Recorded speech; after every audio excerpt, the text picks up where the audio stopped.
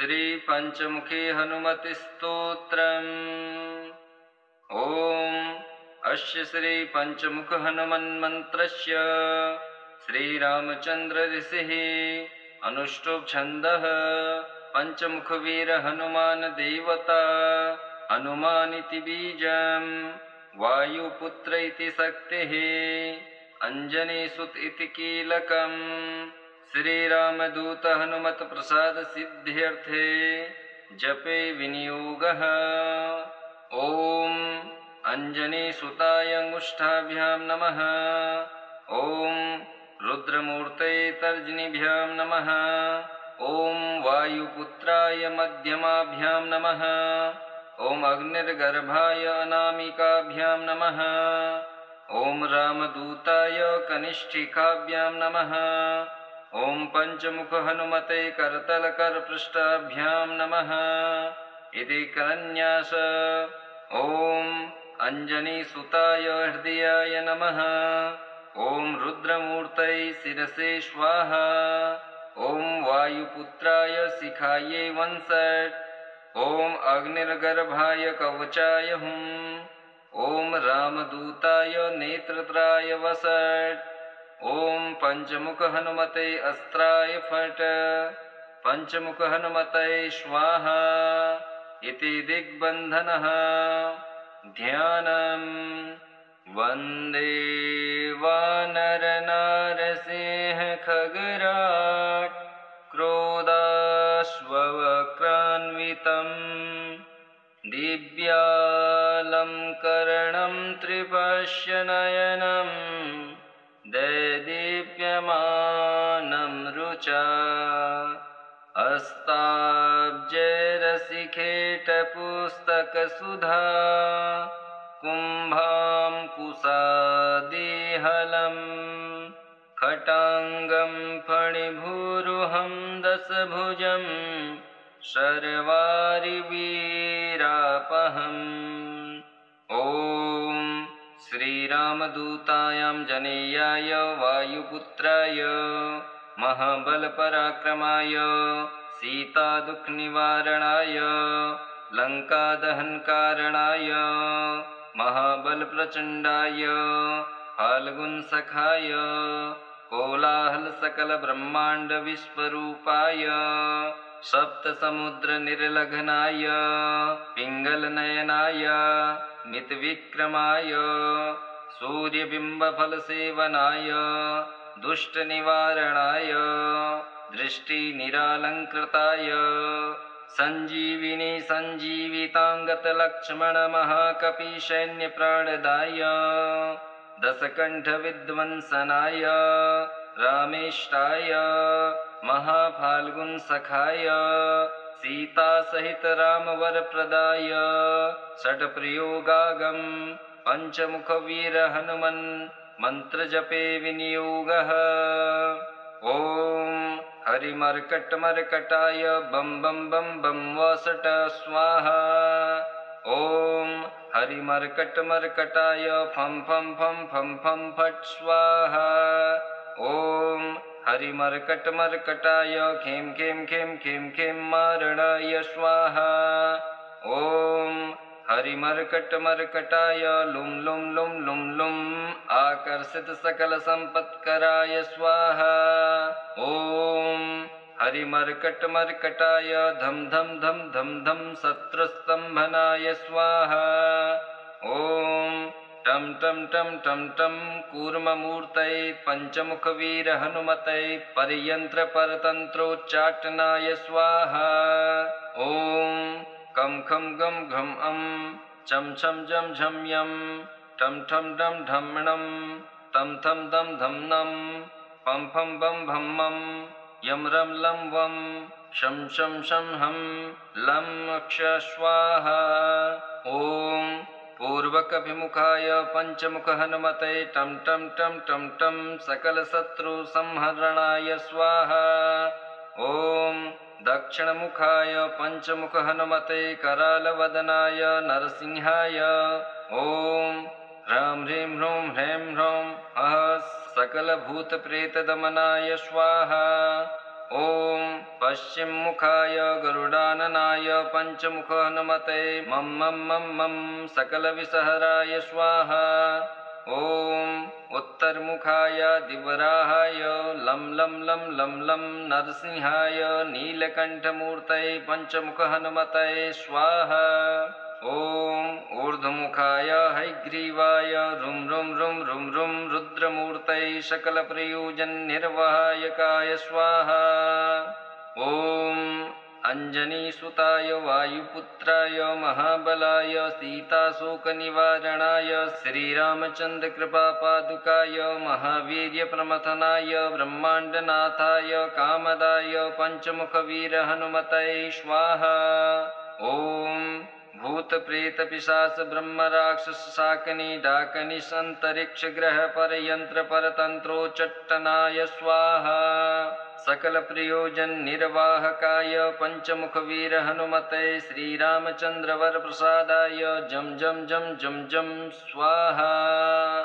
इदं कवचं पठित्वा तु महाकवचपठेन्नरः एकवारं जपेत् स्तोत्रं सर्वशत्रुनिवारणं द्विवारं तु पठे नित्यं पुत्रपौत्रप्रवर्धनं त्रिवारं च पठे नित्यं सर्वसम्पत्करं शुभं चतुर्वारं पठे नित्यं सर्वरोगनिवारणं पञ्चवार पठे नित्यं सर्वलोकवशङ्करं सप्तवारं पठे नित्यं सर्वसौभाग्यदायकम् अष्टवारं पठे नित्यं मिष्टकामार्थसिद्धिदं नववारं पठे नित्यं राजभोगमवाप्नुयात् दशवारं पठे नित्यं त्रैलोक्यज्ञानदर्शनं रुद्रावृत्ति पठे नित्यं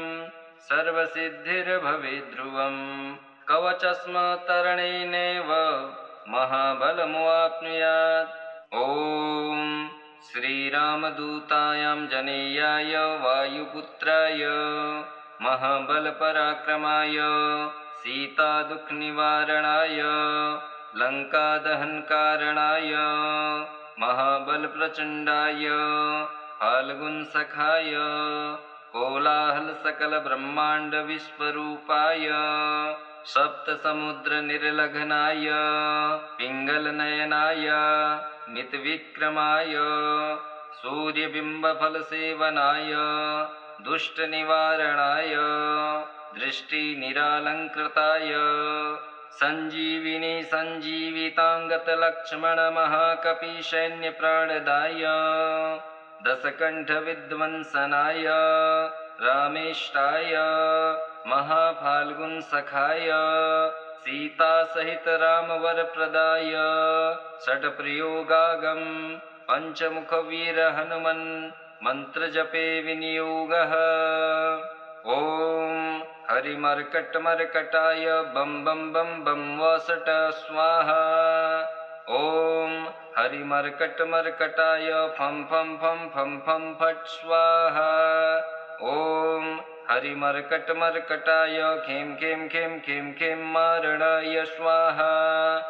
ॐ हरिमर्कटमर्कटाय लुं लुं लुं लुं लुं आकर्षितसकलसम्पत्कराय स्वाहा।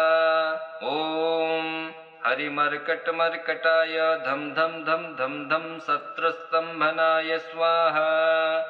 ॐ टं टं टं टं टं कूर्ममूर्तये पञ्चमुखवीरहनुमतये परयन्त्रपरतन्त्रोच्चाटनाय स्वाहा। ॐ कं खं गं घं चं छं जं झं यं टं ठं डं ढं तं थं दं धं नं पं फं बं भं मं यं रं लं वं शं शं शं हं लं क्ष स्वाहा। ॐ पूर्वकभिमुखाय पञ्चमुखहनुमते टं टं टं टं टं सकलशत्रुसंहरणाय स्वाहा। ॐ दक्षिणमुखाय पञ्चमुखहनुमते करालवदनाय नरसिंहाय ॐ ह्रां ह्रीं ह्रूं ह्रैं ह्रौं सकलभूतप्रेतदमनाय स्वाहा। ॐ पश्चिममुखाय गरुडाननाय पञ्चमुख हनुमते मं मं मं मं सकलविषहराय स्वाहा। ॐ उत्तरमुखाय दिवराहाय लं लं लं लं लं नरसिंहाय नीलकण्ठमूर्तये पञ्चमुख हनुमते स्वाहा। ॐ ऊर्ध्वमुखाय हयग्रीवाय रुं रुं रुं रुं रुं रुद्रमूर्तये सकलप्रयोजननिर्वाहकाय स्वाहा। ॐ अंजनीसुताय वायुपुत्राय महाबलाय सीताशोकनिवारणाय श्रीरामचन्द्रकृपापादुकाय महावीर्यप्रमथनाय ब्रह्माण्डनाथाय कामदाय पञ्चमुखवीर हनुमते स्वाहा। ॐ भूतप्रेतपिशाच ब्रह्मराक्षसशाकिनी डाकिनीशन्तरिक्षग्रहपरयन्त्रपरतन्त्रोच्चट्टनाय स्वाहा। सकलप्रयोजननिर्वाहकाय पञ्चमुखवीर हनुमते श्रीरामचन्द्रवरप्रसादाय जं जं जं जं जं स्वाहा। इदं कवचं पठित्वा तु महाकवच पठेन्नरः एकवारं जपेत् स्तोत्रं सर्वशत्रुनिवारणं द्विवारं तु पठे नित्यं पुत्रपौत्रप्रवर्धनं त्रिवारं च पठे नित्यं सर्वसम्पत्करं शुभं चतुर्वारं पठे नित्यं सर्वरोगनिवारणं पञ्चवार पठे नित्यं सर्वलोकवशङ्करं सप्तवारं पठे नित्यं सर्वसौभाग्यदायकम् अष्टवारं पठे नित्यं मिष्टकामार्थसिद्धिदम् नववारं पठे नित्यं राजभोगमवाप्नुयात् दशवारं पठे नित्यं त्रैलोक्यज्ञानदर्शनं रुद्रावृत्ति पठे नित्यं सर्वसिद्धिर्भवेत् ध्रुवम् कवचस्मतरणेनैव महाबलमवाप्नुयात्। ॐ श्रीरामदूतायां जनेयाय वायुपुत्राय महाबलपराक्रमाय सीतादुःखनिवारणाय लङ्कादहनकारणाय महाबलप्रचण्डाय फाल्गुनसखाय कोलाहलसकलब्रह्माण्डविश्वरूपाय सप्तसमुद्रनिर्लघनाय पिङ्गलनयनाय मितविक्रमाय सूर्यबिम्बफलसेवनाय दुष्टनिवारणाय दृष्टिनिरालङ्कृताय सञ्जीविनी सञ्जीविताङ्गतलक्ष्मणमहाकपिसैन्यप्राणदाय दशकण्ठविध्वंसनाय रामेष्टाय महाफाल्गुनसखाय सीतासहित रामवरप्रदाय षट्प्रयोगागं पञ्चमुखवीर हनुमन् मन्त्रजपे विनियोगः। ॐ हरिमर्कटमर्कटाय बं बं बं बं वसट स्वाहा। ॐ हरिमर्कटमर्कटाय फं फं फं फं फं फट् स्वाहा। ॐ हरिमर्कटमर्कटाय खें खें खें खें खें मारणाय स्वाहा। ॐ हरिमर्कटमर्कटाय लुं लुं लुं लुं लुं आकर्षितसकलसम्पत्कराय स्वाहा। ॐ हरिमर्कटमर्कटाय धं धं धं धं धं शत्रुस्तम्भनाय स्वाहा। ॐ टं टं टं टं टं कूर्ममूर्तये पञ्चमुखवीर हनुमते परयन्त्रपरतन्त्रोच्चाटनाय स्वाहा। ॐ कं खं गं घं चं छं जं झं यं टं ठं डं ढं तं थं दं धं नं पं फं बं भं मं यं रं लं वं शं शं शं हं लं क्ष स्वाहा। ॐ पूर्वकभिमुखाय पञ्चमुख हनुमते टं टं टं टं टं सकलशत्रुसंहरणाय स्वाहा। ॐ दक्षिणमुखाय पञ्चमुख हनुमते करालवदनाय नरसिंहाय ॐ ह्रां ह्रीं ह्रूं ह्रैं ह्रौं सकलभूतप्रेतदमनाय स्वाहा। ॐ पश्चिममुखाय गरुडाननाय पञ्चमुख हनुमते मं मं मं मं सकलविषहराय स्वाहा।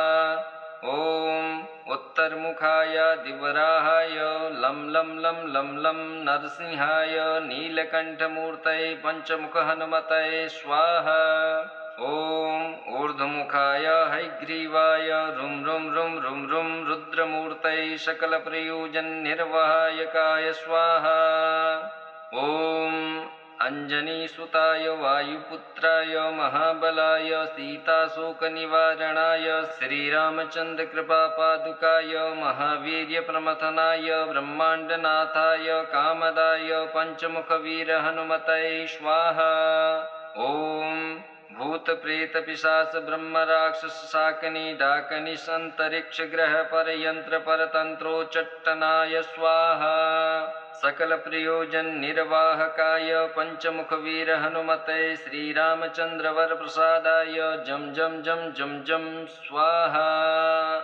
इदं कवचं पठित्वा तु महाकवच पठेन्नरः एकवारं जपेत् स्तोत्रं सर्वशत्रुनिवारणं द्विवारं तु पठे नित्यं पुत्रपौत्रप्रवर्धनं त्रिवारं च पठे नित्यं सर्वसम्पत्करं शुभं चतुर्वारं पठे नित्यं सर्वरोगनिवारणं पञ्चवार पठे नित्यं सर्वलोकवशङ्करं सप्तवारं पठे नित्यं सर्वसौभाग्यदायकम् अष्टवारं पठे नित्यं मिष्टकामार्थसिद्धिदम् नववारं पठे नित्यं राजभोगमवाप्नुयात् दशवारं पठे नित्यं त्रैलोक्यज्ञानदर्शनं रुद्रावृत्ति पठे नित्यं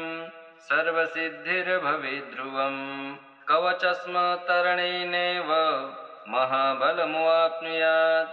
ॐ श्रीरामदूतायां जनेयाय वायुपुत्राय महाबलपराक्रमाय सीतादुःखनिवारणाय लङ्कादहनकारणाय महाबलप्रचण्डाय फाल्गुनसखाय कोलाहलसकलब्रह्माण्डविश्वरूपाय सप्तसमुद्रनिर्लघनाय पिङ्गलनयनाय मितविक्रमाय सूर्यबिम्बफलसेवनाय दुष्टनिवारणाय दृष्टिनिरालङ्कृताय सञ्जीविनी सञ्जीविताङ्गतलक्ष्मणमहाकपिसैन्यप्राणदाय दशकण्ठविध्वंसनाय रामेष्टाय महाफाल्गुनसखाय सीतासहित रामवरप्रदाय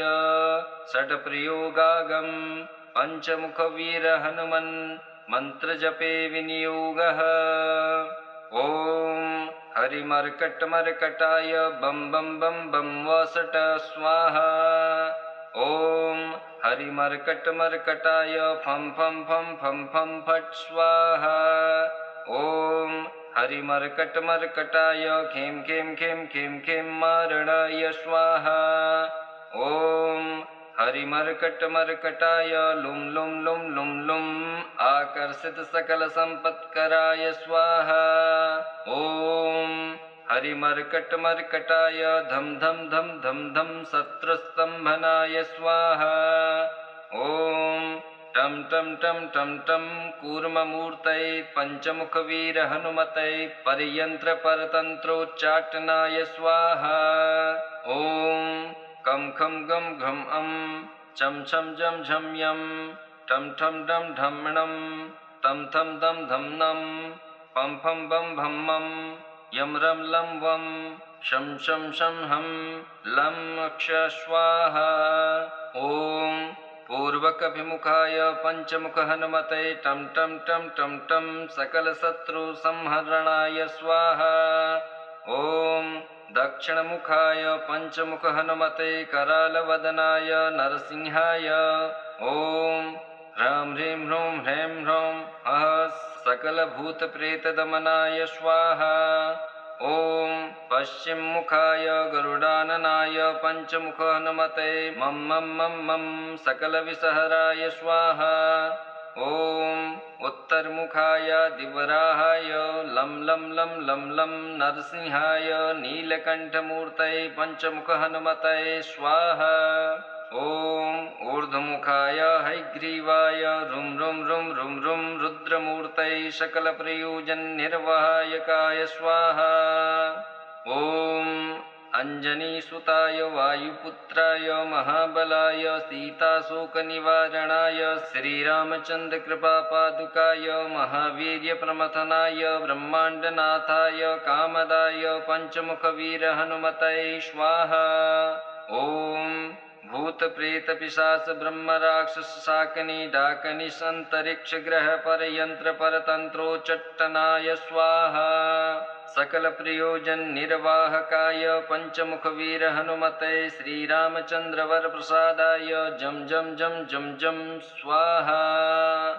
इदं कवचं पठित्वा तु महाकवचपठेन्नरः एकवारं जपेत् स्तोत्रम् सर्वशत्रुनिवारणं द्विवारं तु पठे नित्यं पुत्रपौत्रप्रवर्धनं त्रिवारं च पठे नित्यं सर्वसम्पत्करं शुभं चतुर्वारं पठे नित्यं सर्वरोगनिवारणं पञ्चवार पठे नित्यं सर्वलोकवशङ्करं सप्तवारं पठे नित्यं सर्वसौभाग्यदायकम् अष्टवारं पठे नित्यं मिष्टकामार्थसिद्धिदम् नववारं पठे नित्यं राजभोगमवाप्नुयात् दशवारं पठे नित्यं त्रैलोक्यज्ञानदर्शनं रुद्रावृत्ति पठे नित्यं सर्वसिद्धिर्भवेत् ध्रुवम् कवचस्मतरणेनैव महाबलमवाप्नुयात्। ॐ श्रीरामदूतायां जनेयाय वायुपुत्राय महाबलपराक्रमाय सीतादुःखनिवारणाय लङ्कादहनकारणाय महाबलप्रचण्डाय फाल्गुनसखाय कोलाहलसकलब्रह्माण्डविश्वरूपाय सप्तसमुद्रनिर्लघनाय पिङ्गलनयनाय मितविक्रमाय सूर्यबिम्बफलसेवनाय दुष्टनिवारणाय दृष्टिनिरालङ्कृताय सञ्जीविनी सञ्जीविताङ्गतलक्ष्मणमहाकपिसैन्यप्राणदाय दशकण्ठविध्वंसनाय रामेष्टाय महाफाल्गुनसखाय सीतासहित रामवरप्रदाय षट्प्रयोगागं पञ्चमुखवीरहनुमन् मन्त्रजपे विनियोगः। ॐ हरिमर्कटमर्कटाय बं बं बं बं वसट स्वाहा। ॐ हरिमर्कटमर्कटाय फं फं फं फं फं फट् स्वाहा। ॐ हरिमर्कटमर्कटाय खें खें खें खें खें मारणाय स्वाहा। ॐ हरिमर्कटमर्कटाय लुं लुं लुं लुं लुं आकर्षितसकलसम्पत्कराय स्वाहा। ॐ हरिमर्कटमर्कटाय धं धं धं धं धं शत्रुस्तम्भनाय स्वाहा। ॐ टं टं टं टं टं कूर्ममूर्तये पञ्चमुखवीरहनुमतये परयन्त्रपरतन्त्रोच्चाटनाय स्वाहा। ॐ कं खं गं घं अं चं छं जं झं यं टं ठं डं ढं तं थं दं धं नं पं फं बं भं मं यं रं लं वं शं शं शं हं लं अक्ष स्वाहा। ॐ पूर्वकभिमुखाय पञ्चमुखहनुमतये टं टं टं टं टं सकलशत्रुसंहरणाय स्वाहा। ॐ दक्षिणमुखाय पञ्चमुखहनुमतये करालवदनाय नरसिंहाय ॐ ह्रां ह्रीं ह्रूं ह्रैं ह्रौं हः सकलभूतप्रेतदमनाय स्वाहा। ॐ पश्चिममुखाय गरुडाननाय पञ्चमुख हनुमते मं मं मं मं सकलविषहराय स्वाहा। ॐ उत्तरमुखाय दिवराहाय लं लं लं लं लं नरसिंहाय नीलकण्ठमूर्तये पञ्चमुख हनुमते स्वाहा। ॐ ऊर्ध्वमुखाय हयग्रीवाय रुं रुं रुं रुं रुं रुद्रमूर्तये सकलप्रयोजननिर्वाहकाय स्वाहा। ॐ अंजनीसुताय वायुपुत्राय महाबलाय सीताशोकनिवारणाय श्रीरामचन्द्रकृपापादुकाय महावीर्यप्रमथनाय ब्रह्माण्डनाथाय कामदाय पञ्चमुखवीरहनुमतये स्वाहा। ॐ भूतप्रेतपिशाच ब्रह्मराक्षसशाकिनी डाकिनीशन्तरिक्षग्रहपरयन्त्रपरतन्त्रोच्चट्टनाय स्वाहा। सकलप्रयोजननिर्वाहकाय पञ्चमुखवीरहनुमते श्रीरामचन्द्रवरप्रसादाय जं जं जं जं जं स्वाहा। इदं कवचं पठित्वा तु महाकवच पठेन्नरः एकवारं जपेत् स्तोत्रं सर्वशत्रुनिवारणं द्विवारं तु पठे नित्यं पुत्रपौत्रप्रवर्धनं त्रिवारं च पठे नित्यं सर्वसम्पत्करं शुभं चतुर्वारं पठे नित्यं सर्वरोगनिवारणं पञ्चवार पठे नित्यं सर्वलोकवशङ्करं सप्तवारं पठे नित्यं सर्वसौभाग्यदायकम् अष्टवारं पठे नित्यं मिष्टकामार्थसिद्धिदं नववारं पठे नित्यं राजभोगमवाप्नुयात् दशवारं पठे नित्यं त्रैलोक्यज्ञानदर्शनं रुद्रावृत्ति पठे नित्यं सर्वसिद्धिर्भवेत् ध्रुवम् कवचस्मतरणेनैव महाबलमवाप्नुयात्। ॐ श्रीरामदूतायां जनेयाय वायुपुत्राय महाबलपराक्रमाय सीतादुःखनिवारणाय लङ्कादहनकारणाय महाबलप्रचण्डाय फाल्गुनसखाय कोलाहलसकलब्रह्माण्डविश्वरूपाय सप्तसमुद्रनिर्लघनाय पिङ्गलनयनाय मितविक्रमाय सूर्यबिम्बफलसेवनाय दुष्टनिवारणाय दृष्टिनिरालङ्कृताय सञ्जीविनी सञ्जीविताङ्गतलक्ष्मणमहाकपिसैन्यप्राणदाय दशकण्ठविध्वंसनाय रामेष्टाय महाफाल्गुनसखाय सीतासहित रामवरप्रदाय षट्प्रयोगागं पञ्चमुखवीरहनुमन् मन्त्रजपे विनियोगः। ॐ हरिमर्कटमर्कटाय बं बं बं बं वसट स्वाहा।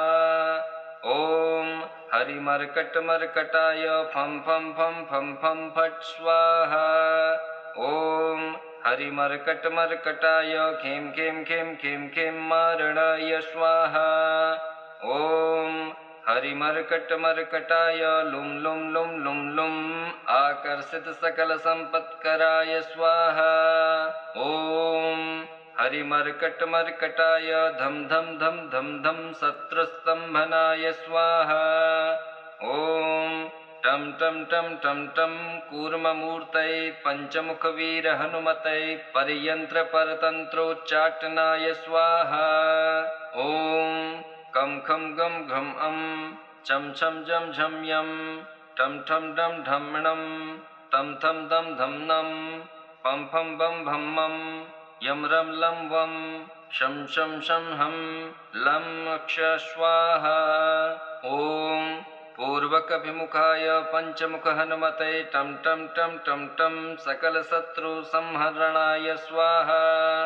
ॐ दक्षिणमुखाय पञ्चमुखहनुमते करालवदनाय नरसिंहाय ॐ ह्रां ह्रीं ह्रूं ह्रैं ह्रौं सकलभूतप्रेतदमनाय स्वाहा। ॐ पश्चिममुखाय गरुडाननाय पञ्चमुख हनुमते मं मं मं मं सकलविषहराय स्वाहा। ॐ उत्तरमुखाय दिवराहाय लं लं लं लं लं नरसिंहाय नीलकण्ठमूर्तये पञ्चमुख हनुमते स्वाहा। ॐ ऊर्ध्वमुखाय हयग्रीवाय रुं रुं रुं रुं रुं रुद्रमूर्तये सकलप्रयोजननिर्वाहकाय स्वाहा। ॐ अंजनीसुताय वायुपुत्राय महाबलाय सीताशोकनिवारणाय श्रीरामचन्द्रकृपापादुकाय महावीर्यप्रमथनाय ब्रह्माण्डनाथाय कामदाय पञ्चमुखवीरहनुमतये स्वाहा। ॐ भूतप्रेतपिशाच ब्रह्मराक्षसशाकिनी डाकनिषन्तरिक्षग्रहपरयन्त्रपरतन्त्रोच्चट्टनाय स्वाहा। सकलप्रयोजननिर्वाहकाय पञ्चमुखवीरहनुमते श्रीरामचन्द्रवरप्रसादाय जं जं जं जं जं स्वाहा। इदं कवचं पठित्वा तु महाकवचपठेन्नरः एकवारं जपेत् स्तोत्रं सर्वशत्रुनिवारणं द्विवारं तु पठे नित्यं पुत्रपौत्रप्रवर्धनं त्रिवारं च पठे नित्यं सर्वसम्पत्करं शुभं चतुर्वारं पठे नित्यं सर्वरोगनिवारणं पञ्चवार पठे नित्यं सर्वलोकवशङ्करं सप्तवारं पठे नित्यं सर्वसौभाग्यदायकम् अष्टवारं पठे नित्यं मिष्टकामार्थसिद्धिदम् नववारं पठे नित्यं राजभोगमवाप्नुयात् दशवारं पठे नित्यं त्रैलोक्यज्ञानदर्शनं रुद्रावृत्ति पठे नित्यं सर्वसिद्धिर्भवेत् ध्रुवम् कवचस्मतरणेनैव महाबलमवाप्नुयात् श्रीसुदर्शनसंहितायां श्रीरामचन्द्रसीताप्रोक्तं श्रीपञ्चमुखहनुमत्कवचं हनुमतार्पणमस्तु। ॐ श्री हनुमतये नमः।